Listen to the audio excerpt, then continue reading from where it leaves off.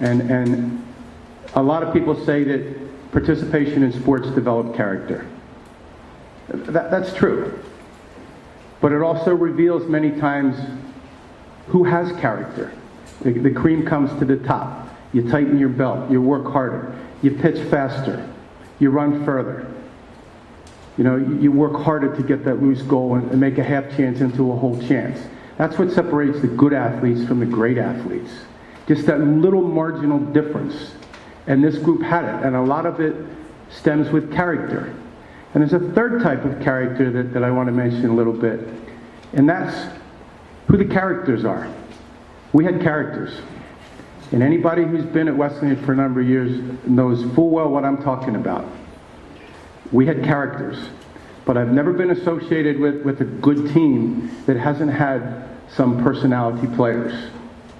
And what I'm most proud of with that team, and Bob read off 26 names of players and assistant coaches.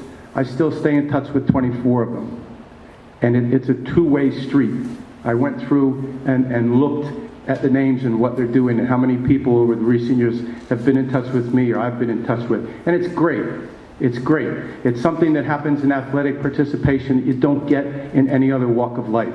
No offense to the CPAs, no offense to the physicians or anyone else out there. But when you have the opportunity, you student athletes, to participate in sports, you get some things out of it that other people just don't have the opportunity to experience. Don't ever consider it an entitled thing. Consider it a privilege. And if you work as hard as you can, you put the extra mileage in, pardon the metaphor, you put the extra mileage in, the extra work, good things happen in the end of the day. They happened for this group. They did. And they came together very, very well. And I think the biggest ingredient that this team exhibited, and they still exhibited, because they do communicate and stay in touch with each other, was chemistry. And I said it this afternoon, and I'll say it tonight. They got an A for chemistry. An A. And I would like, on behalf of this team, to thank everybody in the university. Congratulations to the other inductees.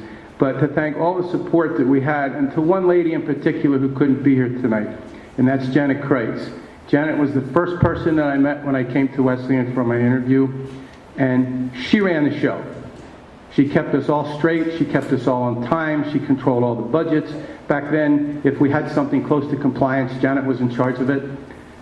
She did everything. And these guys and myself, we wouldn't have been as fortunate as we were without Janet really pushing the buttons behind the scenes. She did yeoman's work, and we're going to try to see her before we leave town tomorrow. But thank you to everyone. And before Derrick has a few words, I just want to tell you that all the beer tonight will be on Derrick.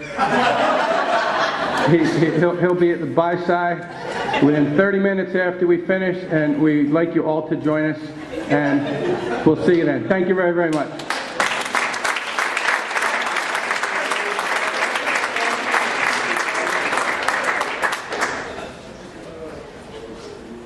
I did write a few words down actually, but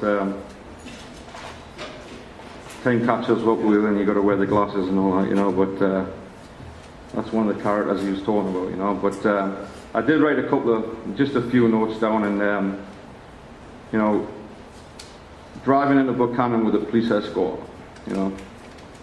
Probably some of the lads in that team have already had a police escort earlier in that season, but we didn't mention that to coach. Seeing the banner, it felt so nice, we did it twice. Wow, what a season. Who would have thought that a team that lost a lot of talent and experience, and it was mentioned as a green team. But that team had talented freshman class, but the question was, could it gel? Could it replicate the previous season? Regular season, 14-3-1. Playoffs, 3-0. National tournament, 4-0. But that season was a journey. It was a learning experience with its highs and lows. After a brisk start, we hit a bump in the road at UNC, Radford, and Gannon. The guys remember the hostile environment at Gannon at homecoming. The defeat, however, showed a side of coach that the freshmen had not seen. Driving the bus, in the uniforms, on a 2.5, 3-hour drive, no shower, no talking.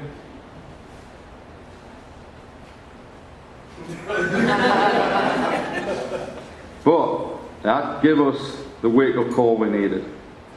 Along came more wins and challenges. But this was a team that was gelling on the field and off the field. The gelling off the field, however, had to stay out of coach's office. It was like, what happens in Vegas, stays in Vegas. What happens in the cinema show bar, stays in the cinema show bar. However, and coaches touched on this, the camaraderie developed off the field was replicated in a team spirit that would serve us well for the whole season. What else could be on this journey? Oh yes, the flood of '85. Todd in a kayak with grabbing a hold of the crossbar in a pitcher.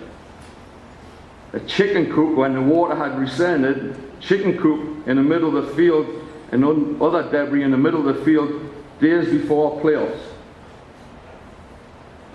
No problem. We dispatched Whelan and then our bitter rivals AB in the conference final which put us in a battle of number 1 and 2 in the nation. And I always remember that team meeting beforehand. One team had to go home, and it certainly wasn't going to be us. And we came out with a 4-0 drubbing. I'm nearly finished. Off to Spartanburg after capturing the regional title. Coach Martin stated in the press, and I read this in the Redwood Delta, we really shouldn't be in the tournament, but since we are, we will play aggressively. But what coach said to the press and to us was quite on the opposite sides of the spectrum. We did take one thing to heart though, playing aggressively. So much so that he cut short practice the day before the tournament started to prevent anyone getting injured. As by chance, our first game happened to be featured at the opening ceremonies. A 7-0 clinic of Midwestern State that put the doubt in all the other teams trying to capture the title, and that galvanized us on the route to the final. However, once again, constant rain flooded the fields. Helicopters on the field before the game kicked off trying to blow the rain off. But we had played in the flood of '85. We could handle it, and we did with a roller coaster of emotions and a wonder goal from Torgeir Gustafsson in sudden death overtime to capture the title. As Coach mentioned earlier though, that journey wouldn't have been accomplished without the support of the community, the faculty and staff, Ken Cartman of the AD, Dr. Frank Hartman, athletic trainer Jane Frew, Alice Lee, and not forgetting, and I think keeps a special heart in all our hearts, and I'd like her to stand to take her applause, is our team mum, Mrs. Michaels.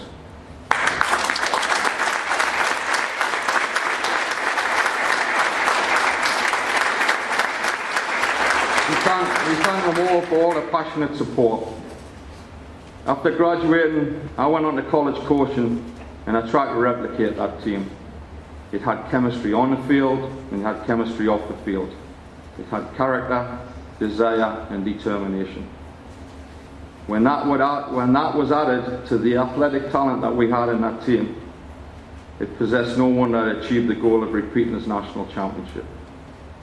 The banner up on 49.5, the soccer house, it felt so nice, we did it twice. Those were lasting memories, but most importantly, there's a lasting friendships that endure through this special team. I thank you all, and it's a real honour to be here at Wesleyan and accept this honour. Thank you very much.